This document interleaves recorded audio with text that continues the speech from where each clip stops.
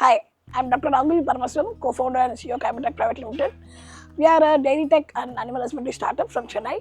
We are developing products for disease management, farm management and livestock management in dairy sector. We largely work with small and marginal farmers across India. We are developing products for mastitis management. Mastitis is one of the infections that happens in cattle, which reduces milk production by 50 to 80%.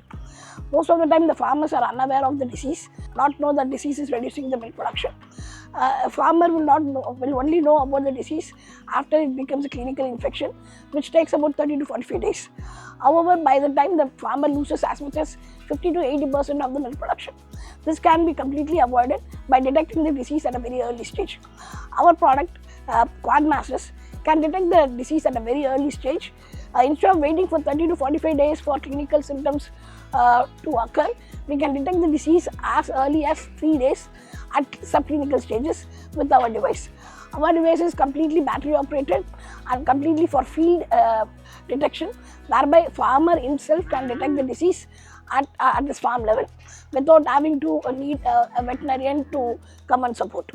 And this is a very good veterinarian aid to confirm the disease and to go ahead for the next treatment.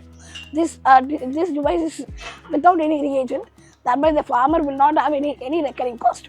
A device can be purchased for one farm with even 10 animals, and the same device can be used for farms for more than 100 cattle as well. So we are very much thankful to Social Impact Innovation funded by Citibank, which has helped us for a grant of 12.5 lakhs.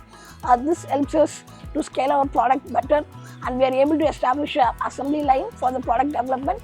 We are able to reach multiple farmers through this platform, and we are currently partnering with large B2B dairy farms as well as small and marginal farmers across India, Nepal, Bangladesh and Nigeria as well as Albania. Thanks to SIL and Citibank. Thank you.